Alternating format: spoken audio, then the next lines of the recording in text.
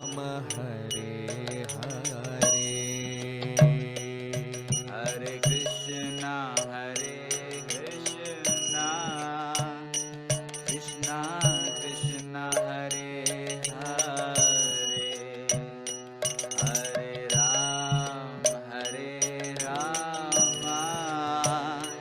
राम राम हरे हरे हरे कृष्णा कृष्णा कृष्णा हरे हरे हरे राम राम राम हरे हरे हरे कृष्णा कृष्णा कृष्णा हरे हरे हरे राम राम राम हरे हरे हरे कृष्णा कृष्णा कृष्णा हरे हरे हरे राम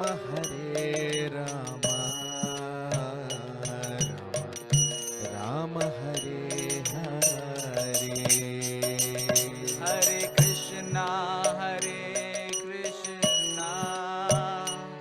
कृष्णा कृष्णा हरे हरे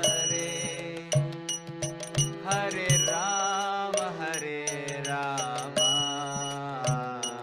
राम राम हरे हरे हरे कृष्णा कृष्णा कृष्णा हरे हरे हरे राम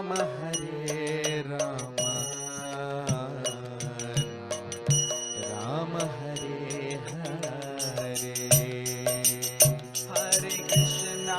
हरे कृष्णा कृष्णा कृष्णा हरे हरे हरे राम राम हरे हरे जय राधा माधव जय कुंज बिहारी जय गोपी जन वल्लभा जय गिरिवरधारी जय राधा माधव जय कुंज विहारी जय गोपी जन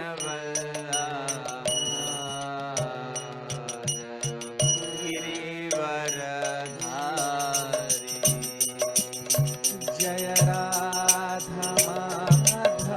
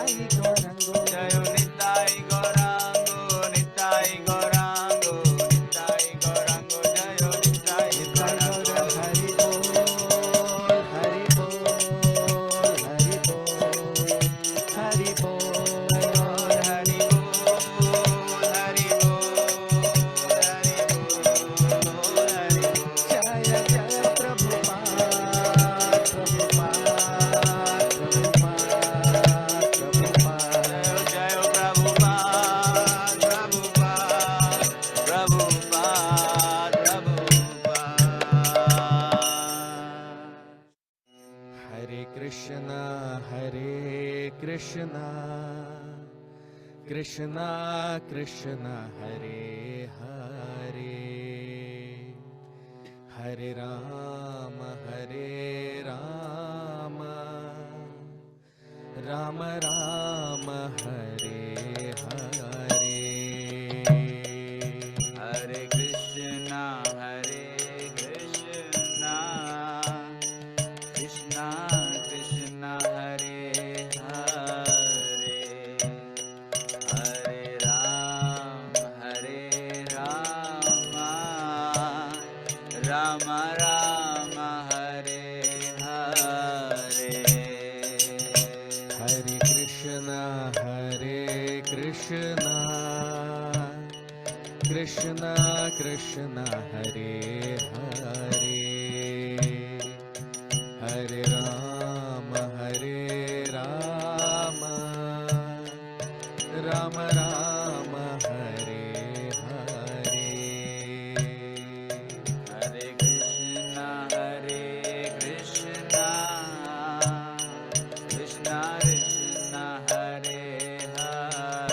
Krishna Hare Hare, Hare Rama Rama Rama Hare Hare.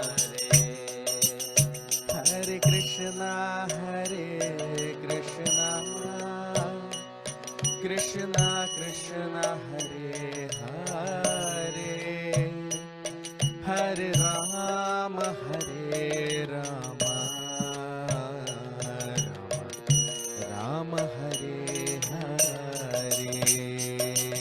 Hare Krishna Krishna Krishna Hare Hare, Hare Rama Rama Rama Hare Hare. Hare Krishna Krishna Krishna Hare Hare, Hare Rama Rama Hare Hare. Hare Krishna Krishna Krishna Hare Hare, Hare Rama Rama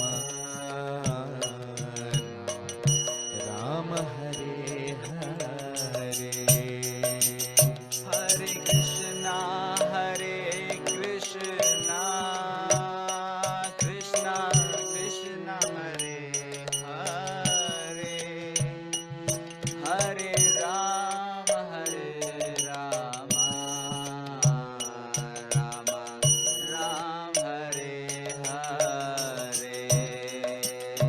Jaya Radha Madhava, Jaya Kunja Vihari, Jaya Gopi Jana Vallabha, Jaya Girivaradhari. Jai Radha Madhava, Jai Kunja Vihari, Jai Gopi Jana Vallabha, Girivaradhari. Jaya Radha Madhava, Jaya Kunja Vihari, Jaya Gopi Jana Vallabha, Jaya Girivaradhari. Jai Radha Madhava, Jai Kunja Vihari, Jai Gopi Jana Vallabha, Jai Girivaradhari. Hare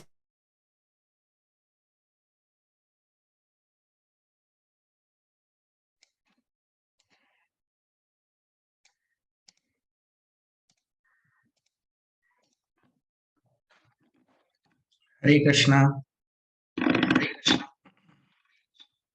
So, a very warm welcome to all of you for today's session on the Srimad Bhagavatam. We'll start our session with the prayers.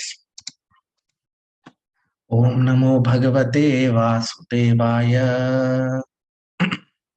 Om Namo Bhagavate Vasudevaya. Om Namo Bhagavate Vasudevaya. Narayanam Namaskritya Naram Chaiva Narottamam Devim Saraswatim Vyasam Tato Jayamudirayet Nashtaprayeshu Bhadreshu Nityam Bhagavat Sevaya Bhagavati Uttama Shloke Bhaktir Bhavati Nashtiki.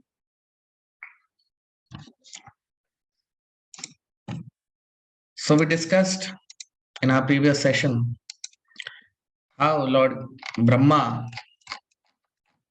when he saw the beautiful form of Lord Krishna, his eyes, he became so overwhelmed with ecstasy of love that tears started coming from his eyes. And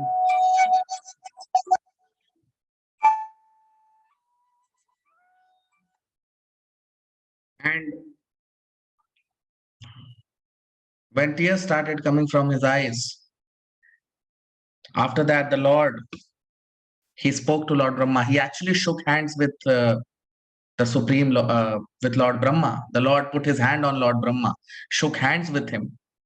And he told Lord Brahma that I'm very happy with you, but I'm not very happy with pseudo yogis. And then he says that that's why I have given you this Vedic knowledge. And Lord Brahma has been given the responsibility of spreading this Vedic knowledge, this knowledge of the Bhagavatam all over the world. And that Sampradaya is called Brahma Sampradaya. And we discussed that any person who spreads this knowledge of Brahma Sampradaya, knowledge of the Vedas or Bhagavatam to the devotees, he becomes very dear to Krishna. Lord Brahma is very dear to Krishna. And anyone who follows in the footsteps of Lord Brahma, he also becomes very dear to Lord Krishna, and he attains the touch of Lord Krishna. He only can see Lord Krishna. So now today we'll start with text 22, shloka number 22.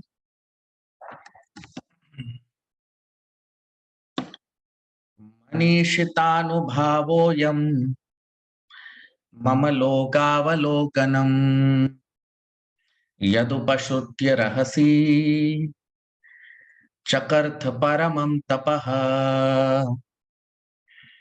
Manishitaanubhavoyam mama lokavalokanam yadupashrutya rahasi chakartha paramam tapaha. Translation. The highest perfectional ingenuity is the personal perception of my abodes, and this has been possible because of your submissive attitude in the performance of severe penance on my order. You see, what is Lord Brahma saying? Manishita anubhava ayam. Manishita. So Manish means intelligent. A person who is very intelligent, he is called as Manishina. So Manishita anubhavoyam. So a person who is very intelligent, or the perfection of intelligence, or the perfection of genuine intelligence is Mamalok Avalokanam. Krishna is telling Mamalok Avalokanam. Avalokanam means to see or to perceive. Or Avalokanam actually means to see in front of your eyes. Not some dream or some imagination. No, in front of your eyes, you will see Krishna with these eyes. Right? So Manishita Anubhavo Ayam Mamaloka Avalokanam. To perceive the abode of the Lord and to perceive the presence of the Lord. That is the perfection of highest intelligence. Yad upashrutya rahasi.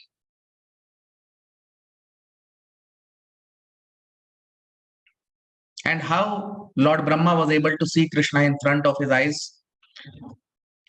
So yad upashrutya rahasi. Upashrutya means to hear. And whom did he, Lord Brahma, hear? Krishna. So he's saying that because you heard from me, and rahasi means tapasya or penance. Chak artha paramam tapaha. Paramam tapaha, rahasi. So Krishna is telling that Brahma, this is the perfection of intelligence. This is the highest success of intelligence, to perceive me, to perceive my abode. And you were able to be successful in that because you engaged in tapasya on my order. You see. So Lord Brahma engaged in tapasya on the order of Krishna. He engaged in severe penances and austerities on the order of the Supreme Lord.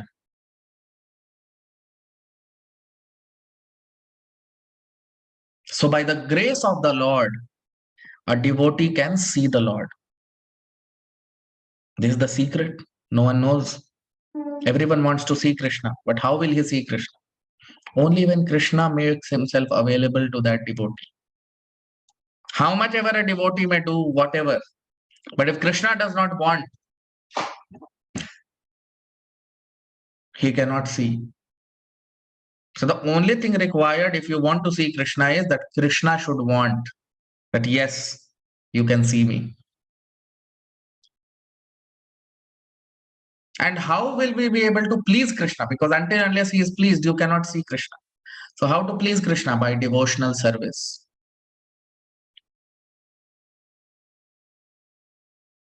By seva, devotional service.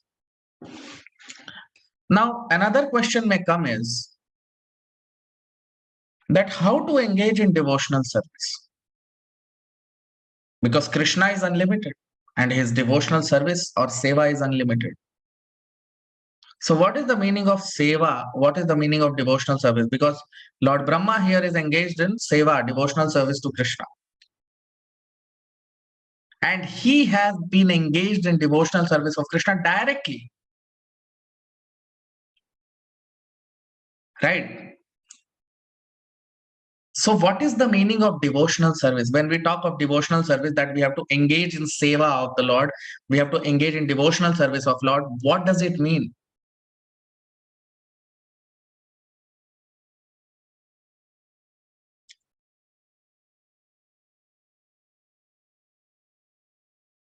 Can we decide how I want to serve Krishna? No. That is not seva. That is ego. When I decide I want to serve Krishna like this, that is not seva. That is not devotional service. The moment I comes into picture, it cannot be devotional service. So the most important aspect of devotional service is that it has to be handed over. It has to be given. You cannot demand devotional service. We cannot demand devotional service. Oh, I want to serve the Lord like this only. That is not devotional service. Service means you cannot decide. The one whom you are serving will decide. So how will we know what Krishna wants from us? So that is why we follow the scriptures, and all this is followed by following the words of spiritual master. Because even in reading scriptures, a person may get confused because at different places, different things are given. Even in predecessor acharyas, there are so many things which they have said.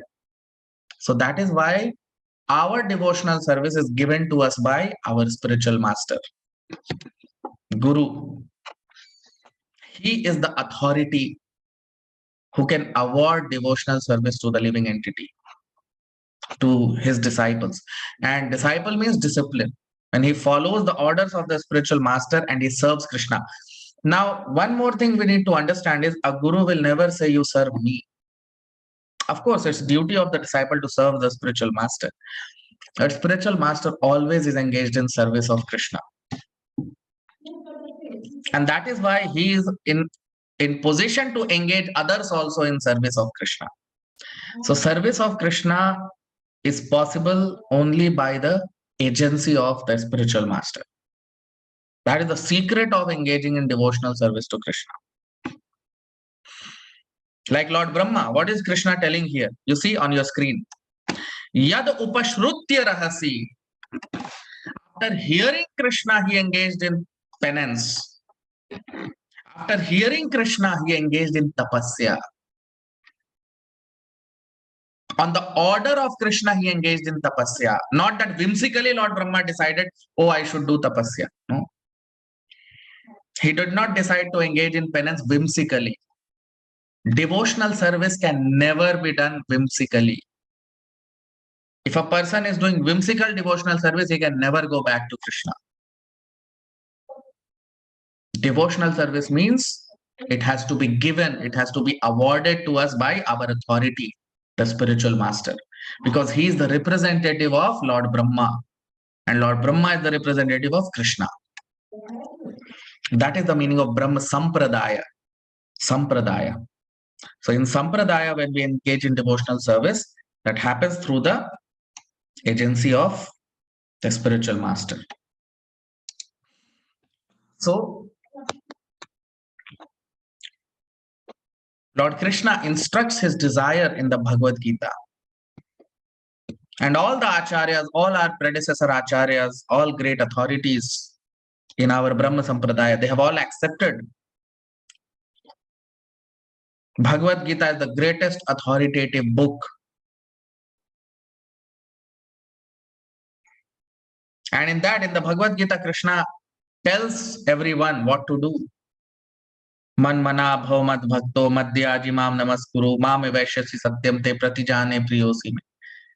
So he says that you become my devotees, pay obeisances to me, serve me, and in this way you will come back to me. Right? And he also demands full surrenderance from his devotees, complete surrender. Right? So that is why on the order of Krishna, we engage in devotional service.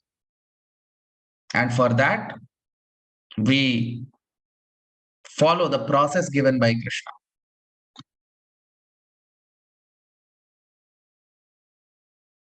And Krishna reveals his heart in the Bhagavad Gita, how we can become a devotee and how we can go back to Krishna. Sarva dharman parityajya mam ekam sharanam vraja. So that complete surrenderance is required. And Lord Brahma, he has done that complete surrenderance. He has completely surrendered to Krishna.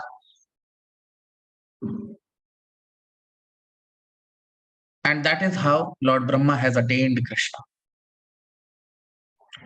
So that is why you see in this shloka, this manishita. This manishita word means perfection of intelligence or perfection of learning. A learned person, an intelligent person is called a manishinaha. Manishi. Manishi means a perfectly learned and intelligent person. So the perfection of intelligence and perfection of learning is, what is Krishna saying? Mamalokaavalokanam, to attain Krishna. Normally people are very proud of their so-called material learning, material education, material intelligence. But that is not how you attain Krishna. Because if by all our learning we do not attain Krishna, then that learning is useless. And any learning which takes us to Krishna is real learning, is perfection of learning, is perfection of intelligence. If intelligence is there which does not take us to Krishna, that intelligence or that learning is useless. So that's what we see here. Lord Brahma, Krishna is telling that the perfection of learning and intelligence is to attain me. Now text 23, shloka number 23. Pratyadishtam maya tatra tvai karma vimohite tapo me hridayam sakshad आत्माहं तपसो नघ प्रत्यादिष्टं मया तत्र त्वयि कर्म विमोहिते तपो मे हृदयं साक्षात् आत्माहं तपसो नघ. Translation: O Brahma, the sinless, you may know from me that it was I who ordered you to undergo penance at first, on your being perplexed in your duty, because such penance is my heart and soul, and because of that penance and I are non-different. You see, very beautiful and one of the most important shloka of the Bhagavatam. What is Krishna telling Lord Brahma? He's saying Pratya Adishtam Maya Tatra. Adishtam. Adishtam means Adesh, order. So Prati Adishtam Maya Tatra. I ordered you, Brahma. Tvai Karma Vimohite. Because you were perplexed about your duty. You did not know what to do. So I ordered you. And then Tapo Me Hridayam Sakshad. And then you engaged in tapasya. So you underwent severe penances and tapasya on my order. Because you see on your screen, Tapo Me Hridayam Sakshad. This tapasya or this penance is my heart. Is my heart. This tapasya and penance is my heart. Atma aham tapaso anagha. And Atma aham. Because this penance is Atma aham. There is no difference between me and the penance which I told you. I am that penance.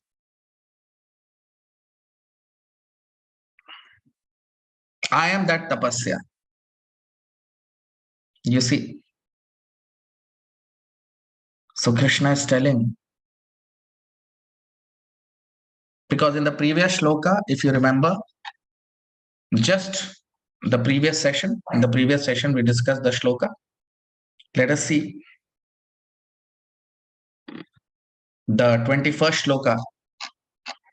What is Krishna telling? In the previous session, we discussed. You see on your screen. Brahman Shreyah Parishramah Punsa Mad Darshanavadhi. Krishna is telling that the perfection of all tapasya, the perfection of all austerity, the perfection of all penance is to see me. Right? Which we discussed in the 21st shloka. Now we are in 23rd shloka. And in this, what is Krishna telling? Tapo me hridayam sakshad. Tapo, tapasya, penance is my heart and soul. Tapasya, penance is my heart. And there is no difference between me and penance. The penance that we undergo, the tapasya, the austerity that we perform, the pains that we take to give pleasure to Krishna is called tapasya, and or austerity or penance. And that Krishna is telling that penance is me, that is my heart.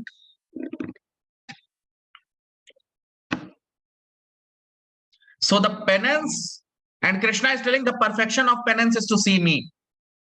So every pain that we take, all the tapasya or all the penance that we undergo, to see the Lord face to face, to see the Lord eye to eye. What is that penance called? What is that tapasya called? Devotional service, seva, bhakti.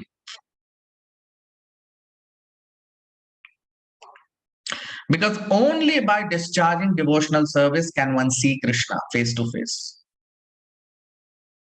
Never ever in history of humanity, never ever in our whole history of the universe, ever has been a devotee who has seen Krishna without bhakti. Never. Krishna is never revealed to a person who is a non-devotee. Impossible. If a person is a non-devotee, if a person is not a devotee, if a person has not rendered devotional service to Krishna under the guidance of a bona fide spiritual master, he cannot see Krishna. Impossible. So only by loving devotional service, only by rendering loving devotional service to Krishna can one approach Krishna, can one see Krishna.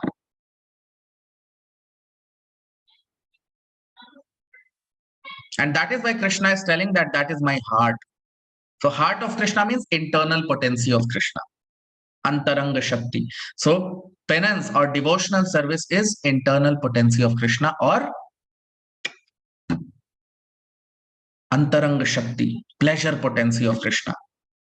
There are two things which please Krishna. The first is Srimati Radharani and the second is devotional service. So devotional service under the guidance of a bona fide spiritual master is the highest activity which a human being can do to please Krishna.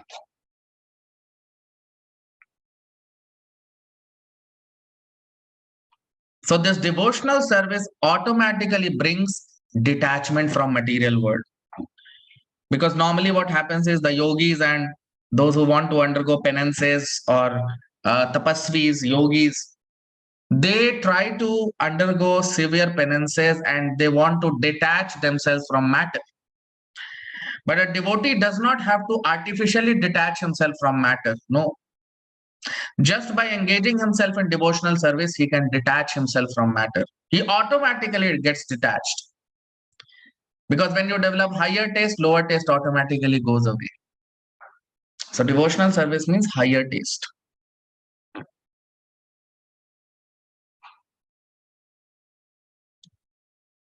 So that is why sometimes some devotees, because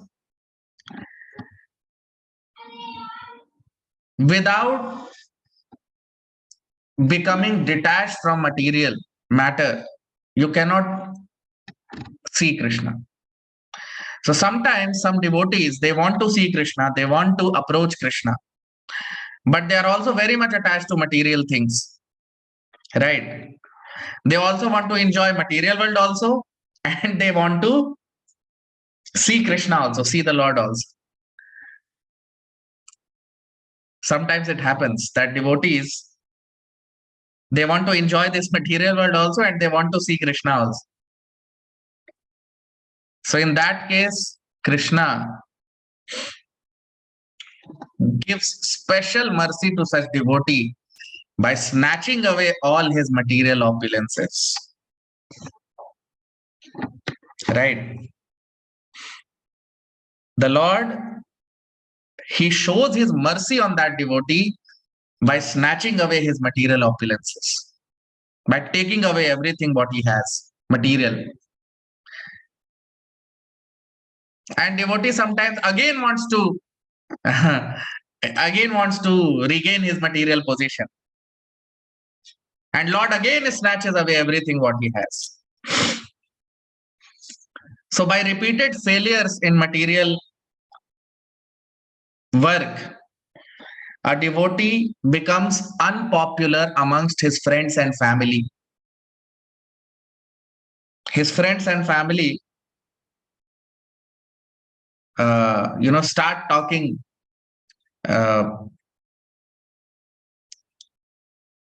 not ill about him, but basically he becomes unpopular. Because when a person is materially very popular, he will be famous amongst his friends, he will be famous amongst his family, everywhere, isn't it? And everyone honors a materially successful person, right? Because those who are very wealthy people, very rich people, materially very successful people, they are honored by everyone.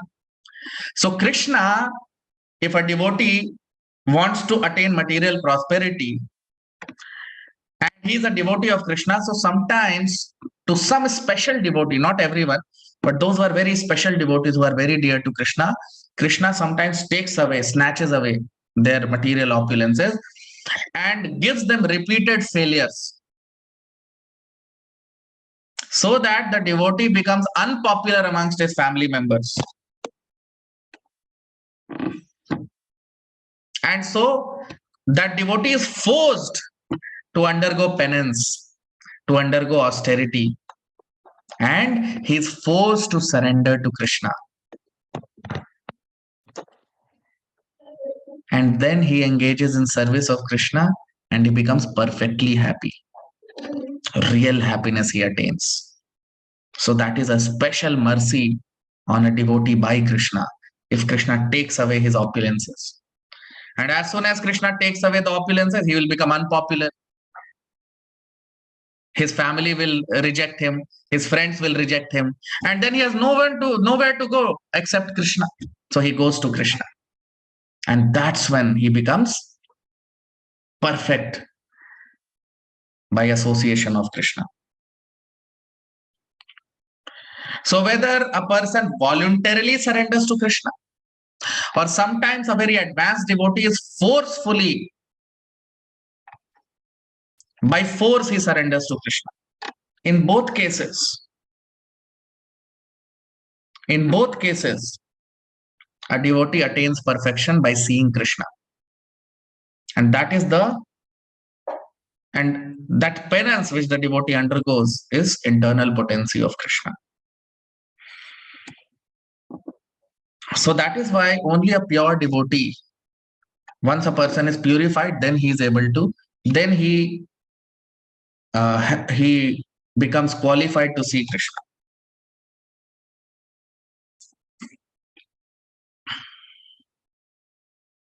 So therefore, love and penance, that means love and devotional service to Krishna, combined together, they please Krishna. And in this way, a person becomes sinless by the mercy of Krishna. And that's how he is able to attain the perfection of his life, by seeing Krishna and associating with Krishna face to face. Now text 24, shloka number 24. Srijami tapasaivedam grasami tapasa punaha bibharmi tapasa vishwam viryam me dushcharam tapaha. Srijami tapasaivedam grasami tapasa punaha वीर्यं मे बिभर्मि तपसा विश्वं वीर्यं मे दुश्चरं तपः. Translation: I create this cosmos by such penance, and I maintain it by same energy, and I withdraw it all by the same energy. Therefore, the potential power is penance only. You see, again a very important shloka. Krishna is telling, Srijami tapasaya vedam. I create, Srijami means creation. So I create this material creation because of penance. Because Lord Brahma underwent penance and then he got this potency of creation. So creation takes place because of penance. Then Krishna is telling, Grasami tapasa punaha. Grasa means destruction. So I destroy this creation also by penance. Bibharmi tapasa vishwam. Bibharmi means maintenance. So I maintain also by same tapasa or penance. And Viryam me dushcharam tapaha. So virya or potency is because of tapasya. Tapasya gives us all potency. You see?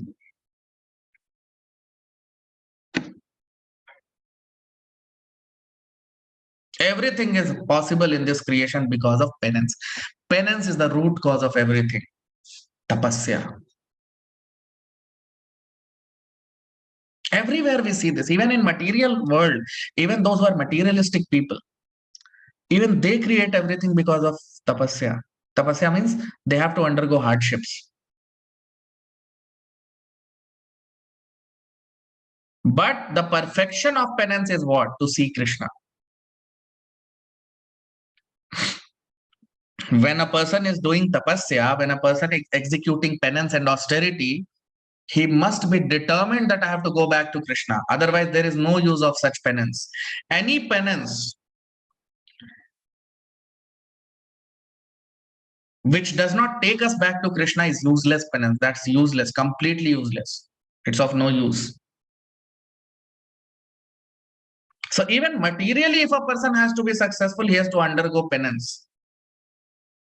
So how can material things, how can spiritual perfection or Krishna can be attained without penance?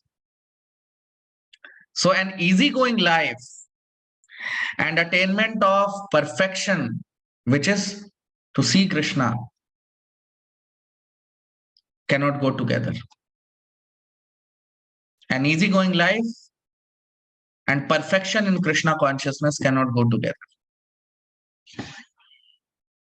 Because Krishna is most intelligent.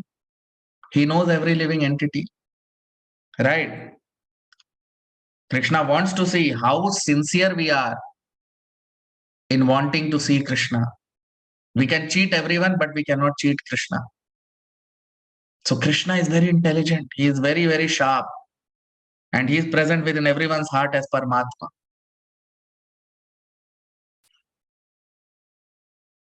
So Krishna is seeing everyone, how much penance a person is performing, how much austerity he is undergoing, how much penance he is undergoing to see me. And that order of penance, Brahma received through Krishna, and a devotee receives through his spiritual master.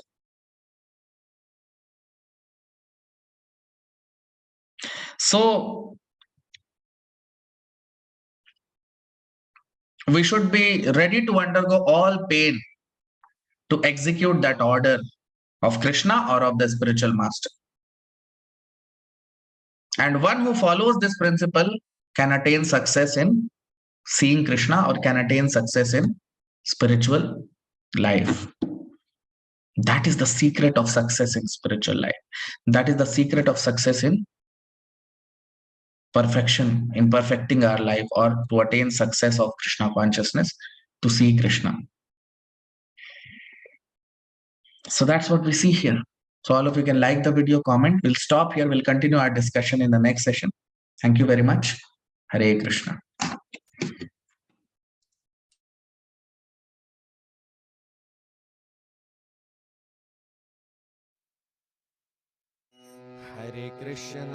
Hare Krishna, Krishna Krishna, Hare Hare, Hare Rama,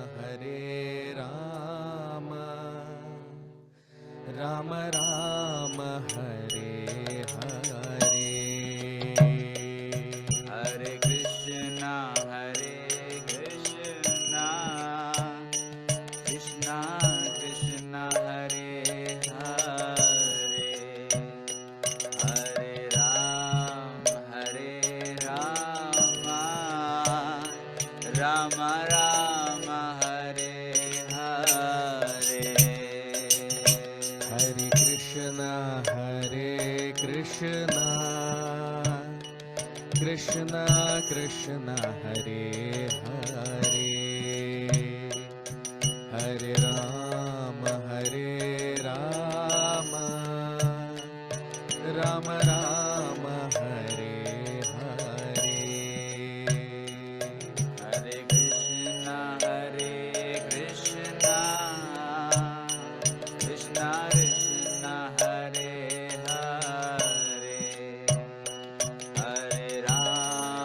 Hare Rama, Rama Rama, Hare Hare. Hare Krishna, Krishna Krishna, Hare Hare, Hare Rama,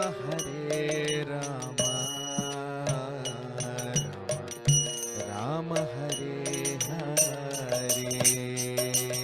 Hare Krishna,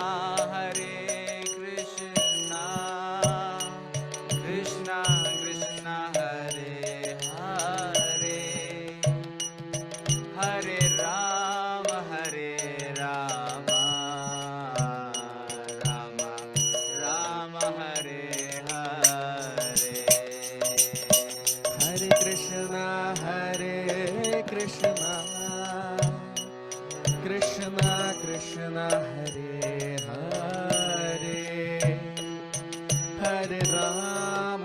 Hare Ram,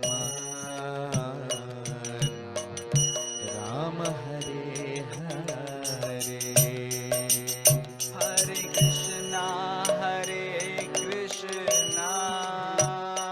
Krishna Krishna Hare Hare, Hare Rama, Rama Ram Hare Hare. जय राधा माधव, जय कुंज बिहारी, जय गोपी जन वल्लभ, जय गिरिवरधारी। जय राधा माधवा, जय कुंज विहारी, जय गोपी जन वल्लभ, गिरिवरधारी। जय राधा माधव, जय Kunj Bihari,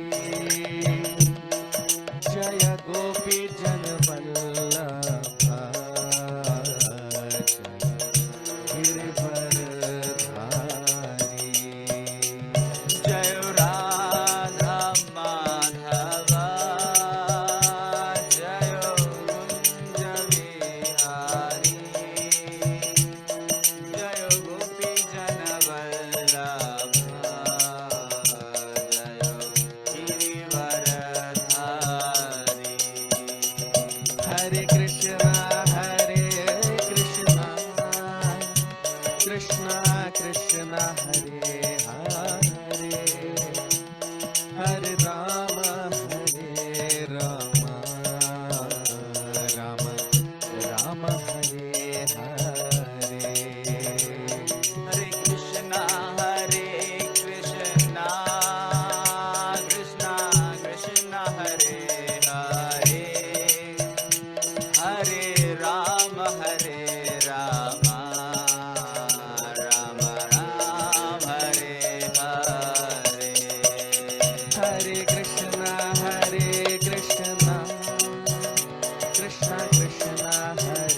Hare, Hare Ram, Rama Ram Hare Hare. हरे कृष्णा कृष्णा कृष्णा हरे हरे, हरे Ram Ram Ram Hare Hare. Hare Krishna, Krishna Krishna Hare Hare, Hare Ram, Rama Ram Hare Hare. हरे कृष्णा कृष्णा हरे हरे, हरे Ram Ram Hare Hare. Hare Krishna, Krishna Hare Hare, Hare Ram, Rama Ram Hare Hare. हरे कृष्णा कृष्णा हरे।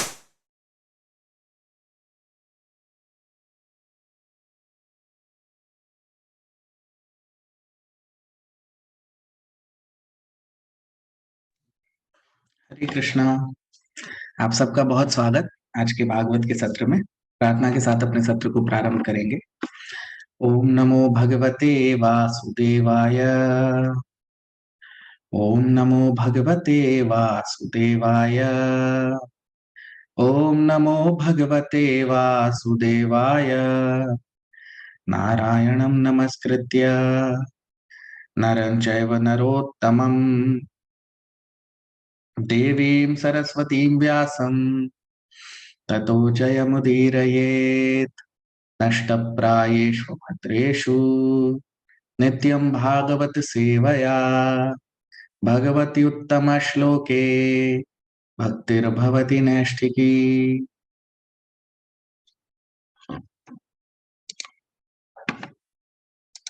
तो हम बहुत ही महत्वपूर्ण अध्याय को देख रहे हैं, पूरे भागवत के बहुत ही महत्वपूर्ण अध्याय को, जो जिसमें हम देख रहे हैं कि ब्रह्मा जी को भगवान के दर्शन हुए, और किस प्रकार जब ब्रह्मा जी को भगवान के दर्शन हुए तो उनके आंखों से अश्रु की धारा, नेत्र प्रेम के कारण अश्रु की धारा बह रही थी। और उसके बाद भगवान ब्रह्मा जी को बताना प्रारंभ कर रहे हैं कि ब्रह्मा, तुम्हें मेरे दर्शन हुए क्योंकि तुमने तपस्या की है। और हमने देखा कि ब्रह्मा जी को भगवान बता रहे हैं कि ब्रह्मा, सारे तपस्या और सारे जो भी हमारा ज्ञान है, जो कुछ भी है, इस सब का लक्ष्य है अंततः, जो उसका वरदान है, उसकी जो पराकाष्ठा है, वो है मेरा दर्शन करना। तो ब्रह्मा जी को भगवान के दर्शन हुए, और फिर हमने देखा कि किस प्रकार भगवान जो है वो कह रहे हैं कि ब्रह्मा, मैं तुम्हारी तपस्या से बहुत प्रसन्न हूं, क्योंकि हमने देखा कि ब्रह्मा जी भगवान का जो इच्छा है, भगवान की इच्छा को इस सृष्टि में आगे बढ़ा रहे हैं, और ब्रह्मा जी भगवान के शुद्ध भक्त हैं। तो हमने देखा कि भगवान कह रहे हैं कि ब्रह्मा, मैं तुमसे बहुत प्रसन्न हूं, और फिर भगवान ने उनसे हाथ भी मिलाया और उन्हें आशीर्वाद दिया, जिसकी वजह से, और उनसे कह रहे हैं कि तुम कोई भी वरदान मांग सकते हो। लेकिन फिर भगवान ये भी बता रहे हैं कि सारे वरदानों में श्रेष्ठतम वरदान है मेरा दर्शन करना। तो अब हम देखते हैं आज 22वें श्लोक से भगवान अब ब्रह्मा जी को क्या बता रहे हैं। 22वां श्लोक। मनीषितानुभावोऽयं मम लोकावलोकनम् यदुपश्रुत्य रहसि चकर्थ परमं तपः। मनीषितानुभावोऽयं मम लोकावलोकनम् यदुपश्रुत्य रहसि चकर्थ परमं तपः। ट्रांसलेशन, अनुवाद। Highest perfectional ingenuity is the personal perception of my abodes, and this has been possible because of your submissive attitude in the performance of severe penance on my order. अब हम इसका अनुवाद देख लेते हैं हिंदी में। तो भगवान श्री कृष्ण ब्रह्मा जी से कह रहे हैं कि मनीषियों का श्रेष्ठतम जो गुण है वो है मेरा दर्शन करना, मेरे धाम का दर्शन कर पाना। और ये तुम इसलिए कर पाए क्योंकि तुमने मेरे आदेश के अनुसार तपस्या की है। अब आप देखिए, भगवान कह रहे हैं ब्रह्मा जी से कि मनीषित अनुभावोयम। मनीषी, मनीषी शब्द का मतलब होता है बुद्धि, बहुत ही बुद्धिमान या बहुत ही ज्ञानी, बहुत ही महान जो पुरुष होते हैं उन्हें मनीषी कहा जाता है। तो भगवान कह रहे हैं ब्रह्मा जी से कि मनीष अत अनुभावोयम मम लोक अवलोकनम, कि मेरे लोक का दर्शन, मेरा दर्शन, ये सारे मनीषियों की पराकाष्ठा है, सारे ज्ञान की, सारे तपस्या की पराकाष्ठा है। मेरे लोगों का दर्शन, मेरा दर्शन। आप देखिए,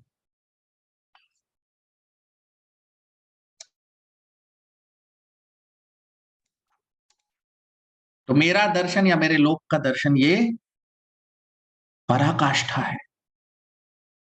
किसकी?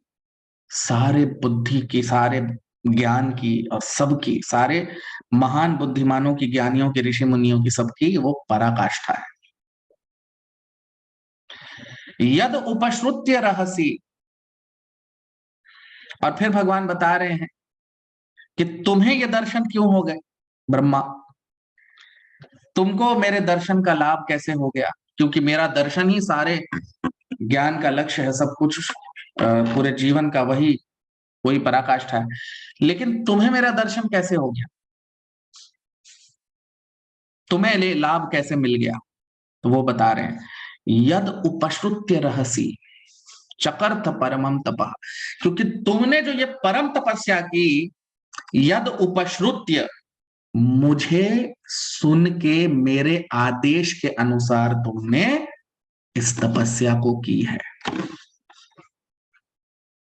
आप देखिए, तो ये जीवन का सबसे बड़ा लाभ है, भगवान का दर्शन करना। और वो भगवान की ही कृपा से होता है। ये रहस्य है। दर्शन सभी को करना है भगवान का, लेकिन लोगों को पता नहीं है कैसे करना है। लेकिन भगवान का दर्शन करने का एकमात्र मार्ग है, और वो क्या है? यदि भगवान चाह ले कि हम उनका दर्शन करें, भगवान की इच्छा होनी चाहिए, तभी हो सकता है। यदि भगवान की इच्छा नहीं है, तो कोई कितना भी कुछ भी कर ले, भगवान का दर्शन नहीं प्राप्त कर सकता। भगवान के दर्शन के लिए एकमात्र जो विधि है, वो है भगवान अगर चाहे तभी होगा ये। और इसके लिए भगवान को प्रसन्न करना पड़ेगा, है कि नहीं? इसके लिए भगवान को प्रसन्न करना पड़ेगा। बिना प्रसन्न किए वो कैसे दर्शन देंगे हम? या क्यों वो चाहेंगे कि हमें दर्शन हो भगवान का? जैसे भगवान बता रहे हैं ब्रह्मा जी को, पिछले सत्र में हमने देखा था कि ब्रह्मा, मैं तुमसे बहुत प्रसन्न हूं, इसीलिए तुम्हें दर्शन दे। और क्यों प्रसन्न थे? कि ब्रह्मा जी ने बहुत तपस्या की थी भगवान को प्रसन्न करने के लिए। तो जो भी भगवान की सेवा करने को तैयार है, जो भगवान की सेवा करने को तत्पर है, उसे ही भगवान के दर्शन हो सकते हैं। लेकिन इसमें भी एक चीज समझना बहुत आवश्यक है, एक तत्व को समझना बहुत आवश्यक है कि सेवा तो ठीक है, भगवान को प्रसन्न करती है, लेकिन सेवा भी कैसे कैसे करेंगे सेवा? भगवान तो अनंत है, उनकी सेवाएं अनंत है, हमें कैसे पता चलेगा? क्योंकि यहाँ पे आप देखिए, ब्रह्मा जी क्या कह रहे हैं, आप अपने स्क्रीन पे देखिए, यद उपश्रुत्य रहसी, क्योंकि ब्रह्मा जी ने भगवान के आदेश पे तपस्या किया, भगवान को सुन के भगवान ने बोला तप, और तब ब्रह्मा जी ने तपस्या किया। हमें कौन बोलेगा? उन्हें तो पता था भगवान क्या चाहते हैं हमसे, हमें कैसे पता चलेगा? भगवान स्वयं तो अ, साधारण मनुष्यों को तो जब तक वो शुद्ध ना हो जाए तब तक तो दिशा देंगे नहीं। तो इसीलिए भगवान की सेवा हमेशा, क्योंकि हम नहीं तय कर सकते, सेवा का ये सबसे बड़ा मूल स्वभाव है कि हम तय नहीं कर सकते कि सेवा क्या करनी है।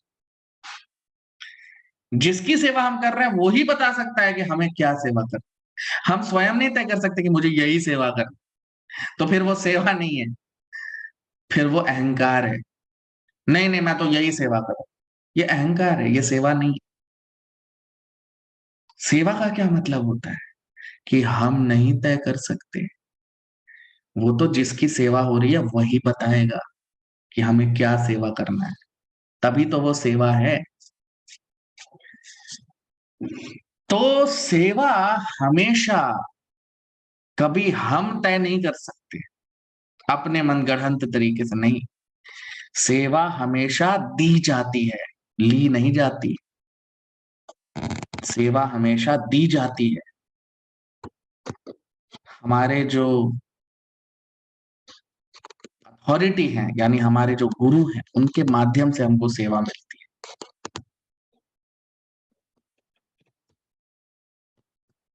क्यों? क्योंकि इसी को संप्रदाय कहते हैं।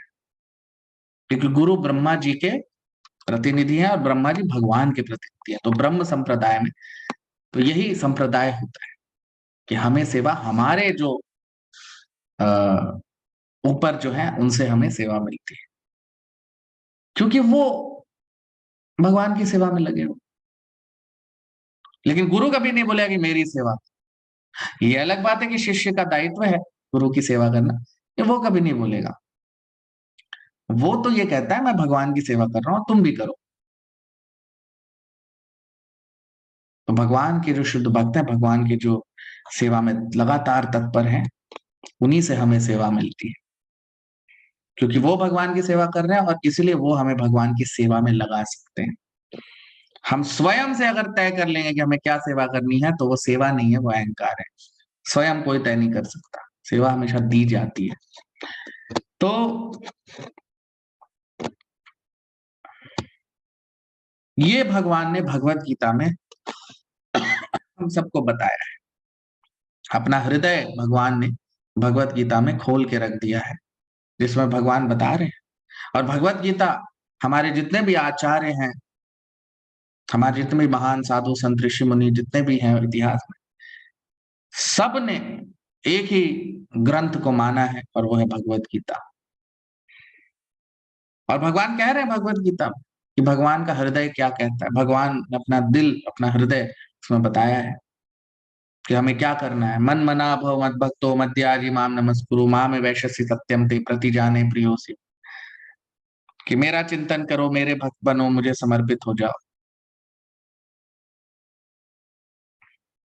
और फिर ये भी कहते हैं सर्वधर्मान परित्यज्य माम एकम शरणम व्रज, सब कुछ छोड़ के मुझ पे समर्पित हो जाओ। और भगवान कह रहे हैं यदि कोई भक्त ऐसा करता है तो मैं उसकी सारी, उसका सब कुछ देख लेता हूँ, उसकी सब चीज की सुरक्षा कर देता हूँ। तो ये भगवान रहस्य बता रहे हैं भगवत गीता में।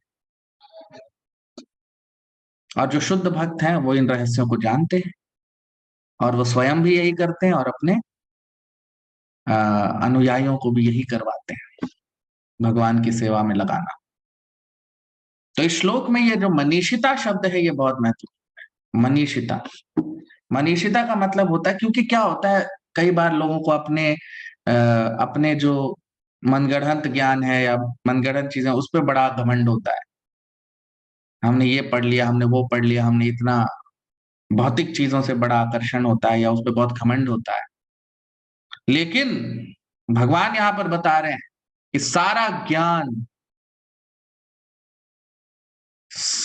ज्ञान जो कुछ भी है, सारी बुद्धि और सारा जो भी पढ़ने लायक है, उस सब का लक्ष्य एक ही है, उस सब की पराकाष्ठा है भगवान का दर्शन, भगवान को पाना।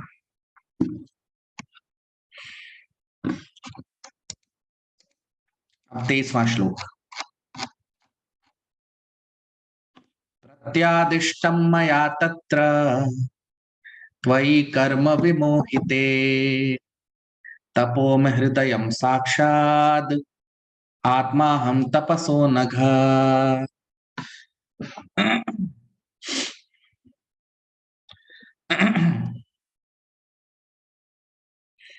प्रत्यादिष्टं मया तत्र त्वयि कर्म विमोहिते तपो में हृदयं साक्षात् आत्मा हम तपसो नघ। Translation: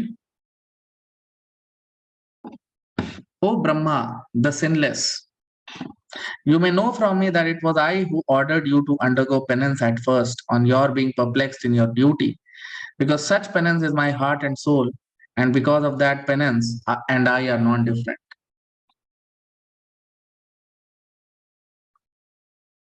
अब हम इसका अनुवाद देख लेते हैं हिंदी में।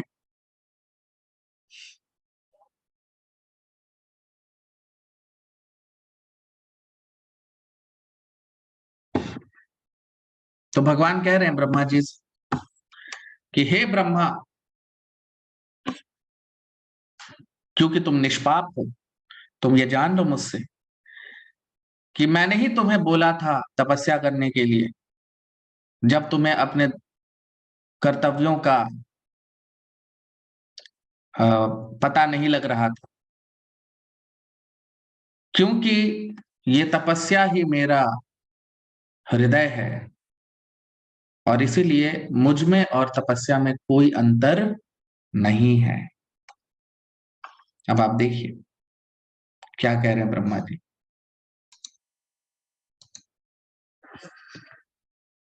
तो कह रहे हैं कि प्रत्यादिष्टम, प्रति आदिष्टम, आदिष्टम मतलब आदेश।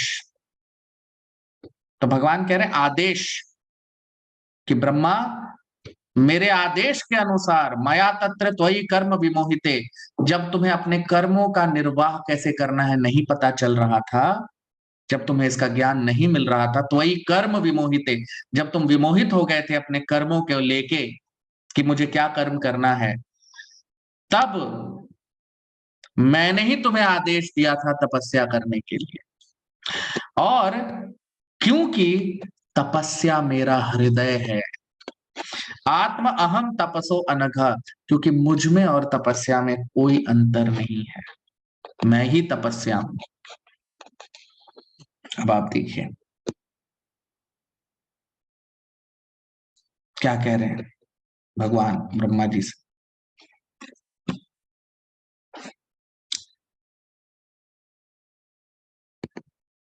अब हम थोड़ा देखते हैं कि 21वें श्लोक में, जो हमने अपने पिछले सत्र में देखा था, 21वें श्लोक में भगवान क्या बता रहे हैं ब्रह्मा जी से, क्योंकि उसी का ये विस्तार है। अब देखिए 21वें श्लोक में भगवान ने बताया कि ब्रह्मण श्रेय परिश्रामा पुंसा मत दर्शनावधि,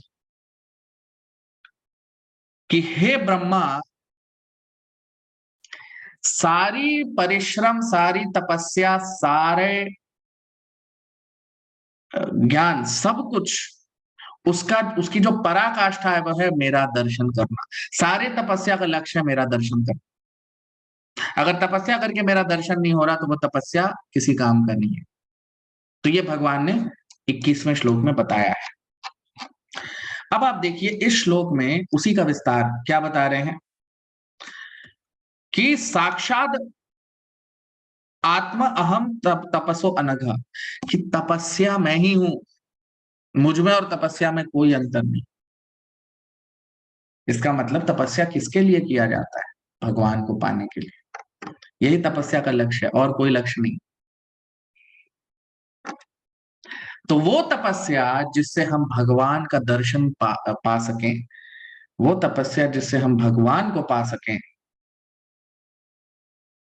जिससे हम भगवान को इन्हीं नेत्रों से दर्शन कर सकें, उसी को भक्ति कहते हैं, उसी को सेवा कहते हैं, उसी तपस्या को।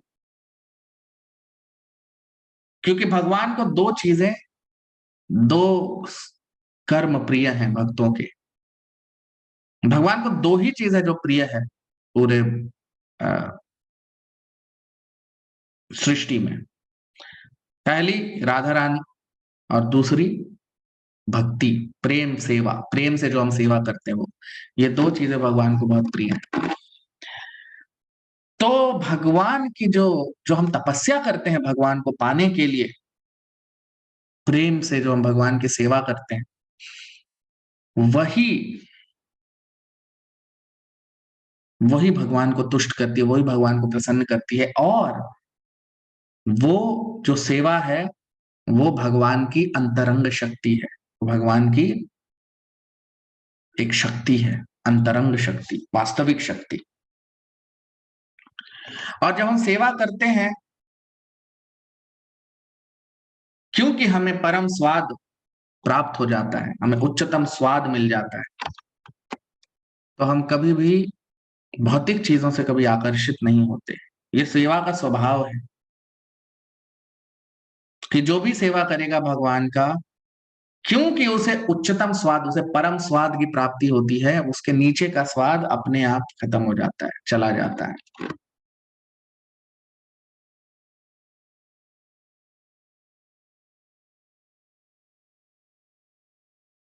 तो जो भक्त हैं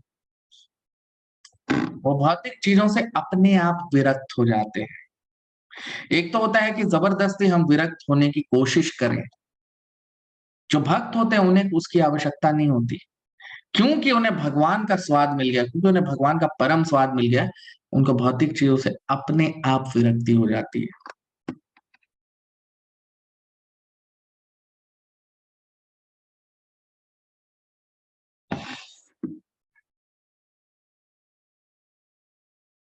उसके लिए उन्हें कोई अलग से आवश्यकता नहीं है विरक्त होने की या वैराग्य धारण करने की या त्याग करने की, नहीं, वो अपने आप हो जाता है।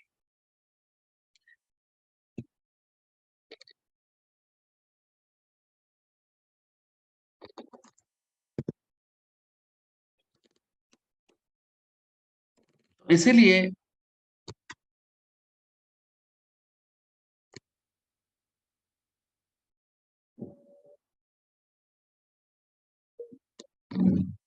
यदि कोई सोचे, कोई ऐसा, क्योंकि भगवान के कई भक्त होते हैं, वो चाहते हैं कि भगवान का दर्शन करें, लेकिन यदि कोई भक्त है वो चाहे कि मैं भगवान का दर्शन भी कर लूं, भगवान को भी पा लूं और साथ ही साथ में भौतिक जगत के भी आनंद ले लूं, तो ये दोनों तो एक साथ नहीं हो सकता। तो जब कोई ऐसा भक्त होता है तो भगवान कई बार उसके भौतिक समृद्धि को छीन लेते हैं,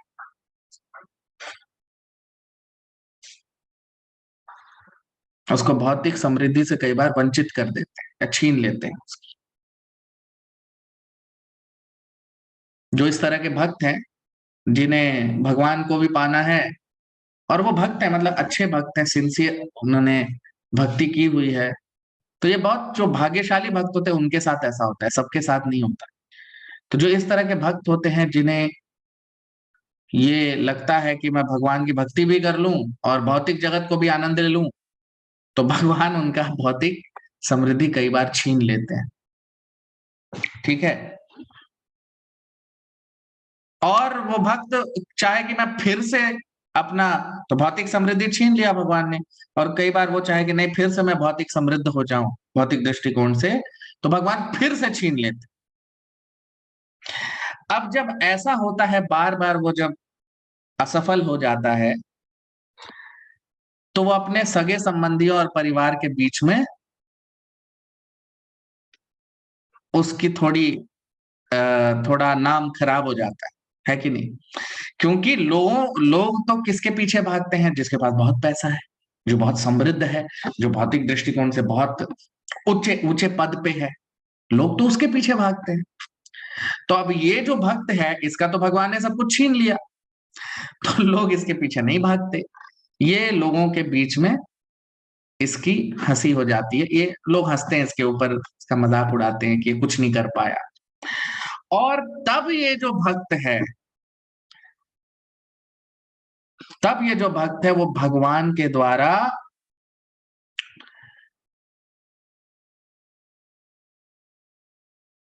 उसे एक, हम कह सकते हैं कि बलपूर्वक भगवान उसे अपनी सेवा में लगा लेते हैं। क्योंकि जब सब जगह से उसका तिरस्कार हो गया तो उसके पास एक ही जगह बचता है जहां वो जा सके, वो है भगवान। तो ये बहुत ही भाग्यशाली जो भक्त होते हैं, शुद्ध भक्त होते हैं, उनके साथ ऐसा होता है।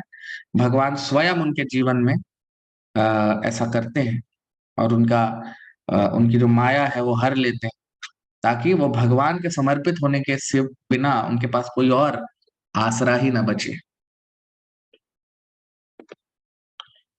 और तब जो भक्त है वो पूर्णतः भगवान को समर्पित हो जाता है और अपनी वास्तविक आनंद को पा लेता है, अपने जीवन के लक्ष्य को पा लेता है। तो भले ही कोई बलपूर्वक भगवान के द्वारा अपनी सेवा में लगाया गया हो या फिर कोई स्वयं ही भगवान की सेवा में लग जाए, दोनों ही अवस्था में आ, वो भगवान को पा लेता है और वही उसके जीवन का लक्ष्य है। तो जो सेवा है भगवान की, वो भगवान को बहुत प्रिय है, और जो भक्त है जो भगवान की सेवा करता है इस तरह, कोई भगवान को बहुत प्रिय होता है। तो इसीलिए प्रेम, भगवान से प्रेम और भगवान की सेवा, इसी से भगवान को हम तुष्ट कर सकते हैं, उन्हें प्रसन्न कर सकते हैं।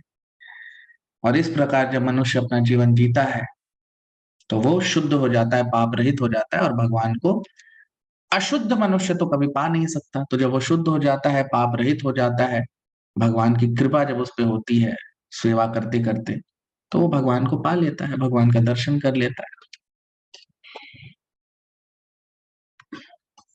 24वां श्लोक। सृजामि तपसैवेदम् ग्रसामि तपसा पुनः बिभर्मि तपसा विश्वम् वीर्यं मे दुश्चरं तपः सृजामि तपसैवेदम् ग्रसामि तपसा पुनः बिभर्मि तपसा विश्वम् वीर्यं मे दुश्चरं तपः। ट्रांसलेशन अनुवाद। I create this cosmos by such penance. I maintain it by the same energy, and I withdraw it all by the same energy. Therefore, the potential power is penance only. अब हम इसका अनुवाद देख लेते हैं हिंदी में। तो भगवान कह रहे हैं ब्रह्मा जी से कि सृष्टि का सृजन मैं इसी तपस्या से करता हूं, इसे चलाता भी मैं उसी शक्ति से हूं, और इसका नाश भी मैं उसी शक्ति से करता हूं। इसीलिए तपस्या ही वास्तविक शक्ति है। अब आप देखिए, जो हमने देखा अपने पिछले सारे श्लोकों में कि जब हम तपस्या कर रहे हो तो ये बहुत आवश्यक है जानना कि तपस्या भगवान को पाने के लिए की जाती है। जो तपस्या भगवान को पाने के लिए नहीं की जाती वो तपस्या व्यर्थ है, उसका कोई मतलब नहीं है, वो सिर्फ समय बर्बाद करना है। तपस्या का मतलब ही है भगवान को पाना, और उसके लिए मनुष्य सारी कठिनाइयों और सारे दुखों को सहने के लिए तैयार रहता है, क्योंकि भौतिक जीवन में भी सफलता पाने के लिए तपस्या करनी पड़ती है। बिना तपस्या के इस सृष्टि में कुछ भी नहीं है, और वही भगवान बता रहे हैं। आप देखिए, सृजामि तपसै वेदम, सृजामि, इस सृष्टि का सृजन ही तपस्या से हुआ। ग्रसामि तपसा पुनः, ग्रसामि मतलब इस सृष्टि का नाश करना, वो भी तपस्या से हो रहा है। बिभर्मि तपसा विश्वम, ये जो विश्व है इसको चलाना, इसका पालन संचालन करना, वो भगवान कह रहे हैं वो भी तपस्या से ही होता है। वीर्यम में दुश्चरम मतः, और वास्तविक वीर्य, वास्तविक शक्ति तपस्या है।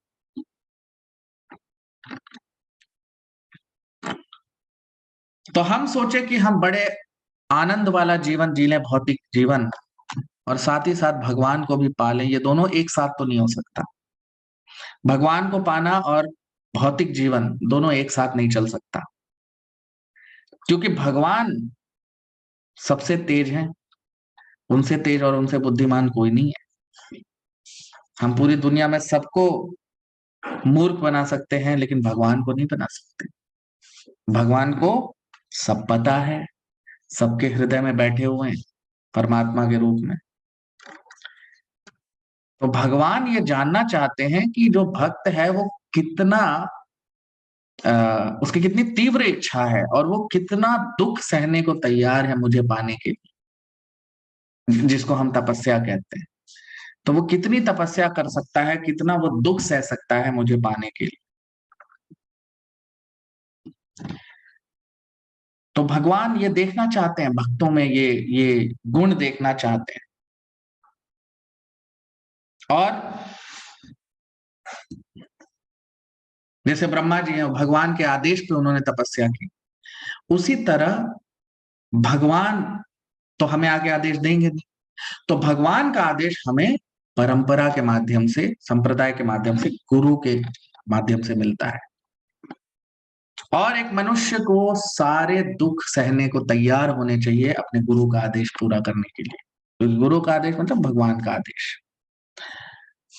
तो इस तरह से जो अपने जीवन को जीता है वो उसका जीवन सफल होता है, भगवान को पा लेता है। तो तपस्या के बिना कोई भगवान को नहीं पा सकता। और कोई सोचे कि भौतिक जगत में हम आनंद का जीवन जी लें और भगवान को भी पा लें, ये दोनों एक साथ नहीं हो सकता। तो भगवान को पाना और भौतिक जीवन दोनों अलग अलग चीजें हैं, एक साथ दोनों हम नहीं हो सकता जीवन में।